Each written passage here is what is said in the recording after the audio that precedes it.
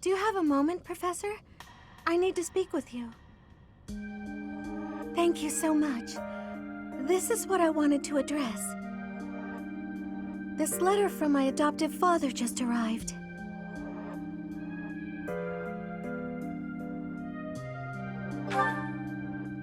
Oh, have I not mentioned him? He's the reason I first came to the Officers' Academy. He's also the one who dragged me from the church where I was living, just so he could use my crest. My crest does not yet belong to a house, so he plans to use it as leverage to marry into the nobility.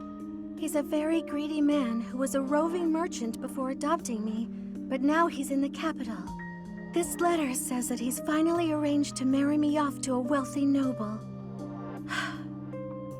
I know he's just thinking of himself, but can't he see that this isn't a priority when we're at war?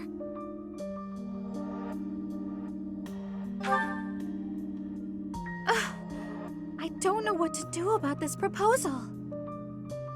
I can't see any way around it, so I fear that I must. I just don't want to let go of the life that I've made for myself. I know it's not what my heart wants, but I don't have the strength to say no. I believe I've mentioned this before, but I want to work in service of the church. Well, I suppose it doesn't necessarily have to be the church, but I want to help those in need.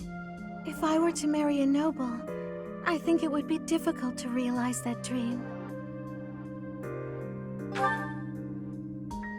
It's just, I've always allowed myself to follow the whims of those above me. I convinced myself that everything in life was at the will of the goddess. I was blind to reality. I believed it was her will to both pull me from the church and guide me to the Officers' Academy. The decision to enter this war was the first time I acted of my own free will. My adoptive father opposed this decision, but I somehow managed to convince him. Still, I couldn't free myself of him completely. This letter is proof of that. It's not that I'm scared of him, but there is something that worries me. I knew you'd understand, Professor.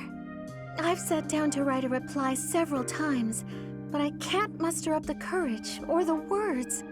I was hoping you could provide me with the encouragement I need. If I don't, he'll go ahead with the arrangement. I suppose I must aim toward cutting him out of my life completely. Okay. I think that may have been just the push I was looking for. I'll tell him the truth, that I found a life worth pursuing, and I must decline the proposal. Maybe I should tell him I've fallen for someone else. Why, it's you, Professor. Isn't that obvious?